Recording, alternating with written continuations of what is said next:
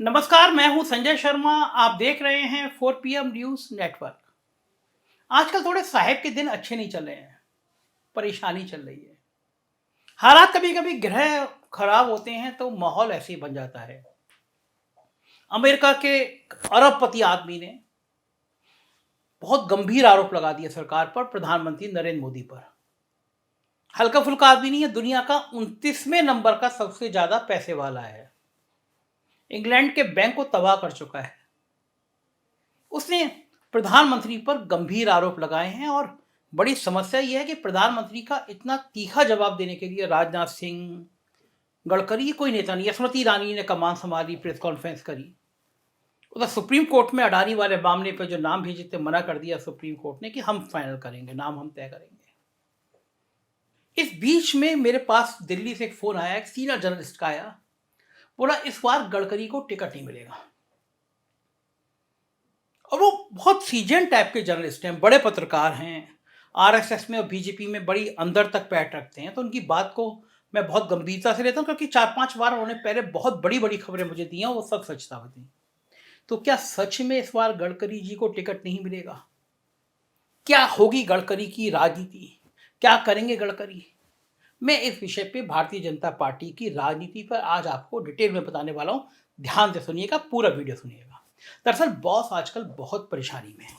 साहेब, एक तरफ नीतीश कुमार का मंडल पार्ट 2, जाति जनगणना, जाति पे बातचीत, उनकी मुसीबत बढ़ा रहा है। तो दूसरी तरफ उनके जो चाय वाला ब्रांड है कि मैं चाय वाला हूं, इस ब्रांड को उस ब्रांड से चुनौती मिलने की संभावना बन रही है जिसकी कोई चाय भी नहीं पीता। याद है ना आपको, प्रधानमंत्री हमेशा कहते रहते थे कि मैं बहुत गरीब हूँ, स्टेशन पर चाय बेचता था। और ये उनका बड़ा फेवरेट डायलॉग है, उन्होंने कई बार बड़ी बड़ी जगह पे ये कहा है। लोगों को बड़ा अपील भी करता है कि भाई ये भारत का लोकतंत्र है जहाँ पे एक चाय बेचने वाला व्यक्ति प्रधानमंत्री बन जाता है। लेकिन कांग्रेस ने इस पर धोबी पार चल दिया। खड़के अध्यक्ष बने, दलित नेता हैं, तो उन्होंने कहा कि मोदी जी आप तो तकदीर वाले, आपके लोग चाय तो पी लेते थे। मैं तो उस जाति में पैदा हुआ हूं जिसके हाथ की कोई चाय भी नहीं पीता। और खड़गे की ये बात लोगों के दिलों तक बहुत उतरी है, क्योंकि सामाजिक संरचना में आज भी पिछड़े और दलितों की बहुत ज्यादा उपेक्षा है। इन सब हालातों के बीच रही सही कसर केंद्र और राज्य सरकार के वो 80 लाख कर्मचारी पूरी करते हुए दिख रहे हैं, जो अब अपने राजस्थान, हिमाचल और छत्तीसगढ़ के साथियों की तरह पुरानी पेंशन व्यवस्था लागू करने के लिए हद से ज्यादा आक्रामक हो चुके हैं। उनको लग रहा है भाई जहां जहां कांग्रेस की हुकूमत है, छत्तीसगढ़ में है, हिमाचल है, राजस्थान है, जब यहां पे पुरानी पेंशन मिल सकती है तो आप क्यों नहीं देंगे? बाकी किसान और नौजवान, अग्निवीर वाले नौजवान, ये सब तो साहेब के पीछे पड़े हैं। ऐसे में लोकसभा चुनाव की अग्नि परीक्षा को मद्देनजर रखते हुए साहेब की रणनीति को लेकर तरह तरह के पॉलिटिकल कयास लगाए जा रहे हैं। उसमें हम कुछ पॉलिटिकल मुद्दों पे बात करेंगे। क्या क्या सोच सकते हैं? कयास नंबर 1, साहेब राम मंदिर के सहारे पूरी ताकत से हिंदुत्व का कार्ड खेलेंगे। अयोध्या में भव्य मंदिर बन रहा है, पूरी ताकत लगा दी है। अयोध्या की ब्रांडिंग करने में, अयोध्या को सजाने में पूरी जान लगी हुई है। 2024 में भगवान श्री राम का मंदिर, विराट मंदिर, एक बड़ा मुद्दा होगा भारतीय जनता पार्टी का। कयास नंबर 2, साहब और उनके दोनों छोटे साहब यानी नड्डा जी और अमित शाह अपनी लाभार्थी चेतना को और ज्यादा मजबूत करने के लिए कुछ और बड़ी घोषणा करेंगे। मसलन 5 किलो राशन को बढ़ाकर 8 या 10 किलो कर देंगे, या फिर साल में 6 सिलेंडर फ्री देने, इस जैसी कोई बड़ी घोषणा कर सकते हैं, ऐसी चर्चा है। नंबर 3, कयास नंबर 3, साहब को लगेगा कि कुछ भी करके हम जीत नहीं रहे तो शांति से समर्पण कर देंगे, ताकि सीटें कम होने पर कोई कंप्रोमाइज कैंडिडेट, चाहे वो राजनाथ सिंह हो, चाहे वो गडकरी हो, बॉस ना बन पाए। मतलब सीटें फिर इतनी कम रह जाएं कि राजनाथ सिंह और गडकरी का नंबर ना आ पाए। दरअसल साहेब अपनी पार्टी के किसी दूसरे को साहेब बनाने की बजाय किसी नालंदा वाले नीतीश कुमार को, किसी बारामती वाले को, किसी हैदराबादी को, या फिर किसी ऐसे नेता को जिसकी कोई चाय भी नहीं पीता, उसको बॉस बनते हुए देखना ज़्यादा पसंद कर सकते हैं, बजाय इसके कि कोई दूसरा उनकी पार्टी का बॉस बन जाए। दरअसल आज हम साहेब की तीसरी संभावित रणनीति के तहत साहेब की पार्टी के संभावित बॉस की चर्चा कर रहे हैं कि कहीं चुनाव के बाद उनके बॉस बनने की संभावना को खत्म करने के लिए साहेब उनका पत्ता ही ना काटते हैं। आज हम राजनाथ सिंह की, चंदौली वाले राजनाथ सिंह, उनकी बात नहीं कर रहे, बल्कि नागपुर वाले साहेब नितिन गडकरी की बात कर रहे हैं।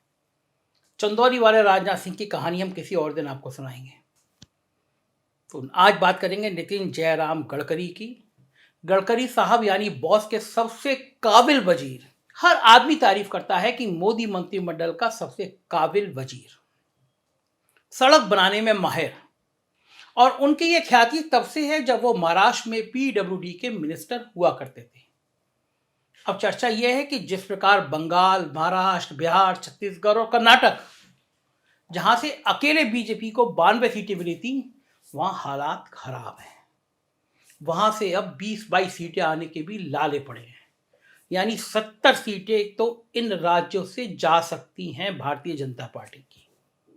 इसके अलावा राजस्थान, मध्य प्रदेश, हरियाणा, हिमाचल, उत्तराखंड, दिल्ली, ये सारे राज्य जहां सारी सीटें बीजेपी जीती थी, यहां से भी कुछ सीटें बढ़ती हुई नजर तो नहीं आ रही, बल्कि कुछ कम होने की संभावना पूरी है।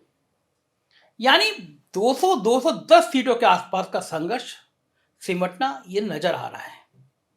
और ऐसे में कहीं यूपी में भी जाति जनगणना और रामचरितमानस कार्ड चल गया तो आंकड़ा और नीचे जा सकता है।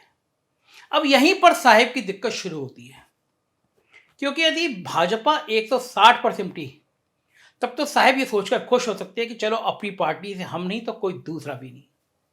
लेकिन अगर ये मामला 200-220 तक पहुंचा, तब खेला तय है।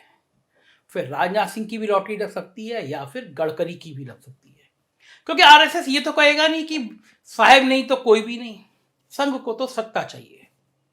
संघ जब मुरली मनोहर जोशी के साथ नहीं खड़ा हुआ, संजय जोशी के साथ नहीं खड़ा हुआ, तो भला साहेब का पूरी तरह कैसे हो जाएगा। ऐसे में जब 200, सवा 200 के आसपास सीटें मिलती है तो भाजपा के सामने दो विकल्प होंगे। पहला, साहेब की जगह किसी नए बॉस को सामने करके क्षेत्रीय दलों को रिझाओ, या फिर बॉस के साथ जीने मरने की कस्में खाओ। वैसे संघ किसी के साथ जीने मरने की कस्में नहीं खाता। ईडी, सीबीआई और इनकम टैक्स के प्रकोप से कोई क्षेत्रीय दल बचा नहीं है। लिहाजा साहेब को कोई सपोर्ट करेगा या नहीं, ये बात सब जानते हैं। अब यहीं पर नए कंप्रोमाइज बॉस की तलाश होती है तो थोड़ा समझौता कर सकता हूं, और इसी वजह से साहेब गडकरी का टिकट काटकर उनको पहले से ही बॉस की रेस से बाहर रखने की रणनीति पर चल सकते हैं। वैसे संसदीय बोर्ड से गडकरी का पत्ता पहले ही काटा जा चुका है। लेकिन एक दूसरी वजह भी है, और वो दूसरी वजह महाराष्ट्र में पार्टी की पतली हालत है। कई लोग तो यहां तक कहने लगे हैं कि सिर्फ गडकरी ही अपनी सीट बचा पाने की हालत में दिख रहे हैं। जनता का गुस्सा इतना है कि गोदी मीडिया का मूड ऑफ द नेशन में भी महाराष्ट्र की जनता का मूड ठीक नहीं कर पा रहा। कोई सुधांशु त्रिवेदी टाइप भाजपा नेता छत्रपति शिवाजी महाराज को औरंगजेब से माफी मंगवा देता है, तो कभी कोश्यारी साहब जैसे गवर्नर ऊट पटांग भूल जाते हैं, और कभी महाराष्ट्र के 4 बड़े चार प्रोजेक्ट उठाकर साहेब के राज गुजरात में भेज दिए जाते हैं।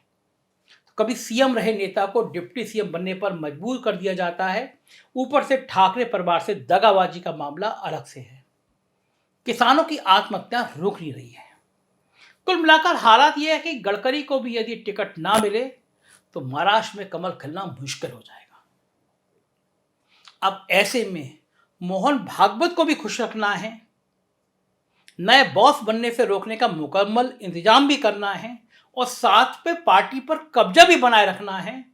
नहीं तो यदि साहब निपटे तो कम से कम बॉस को संतुष्ट होगा कि मनमोहन सिंह की तरह 10 साल राज कर लिया, लेकिन बॉस निपट गए और नए बॉस की नौबत आ गई तो मौजूदा बॉस के दोनों छोटे साहेब, उनका राजनीतिक सूर्य अस्त हो जाएगा।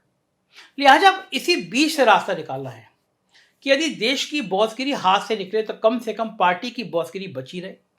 और इसी जद्दोजहद के बीच ये तय होना है कि नितिन गडकरी को तीसरी बार नागपुर से भाजपा का टिकट मिलेगा या उन्हें भी आडवाणी, मुरली मनोहर जोशी और शांता कुमार की तरह मार्गदर्शक मंडल में बिठा दिया जाएगा।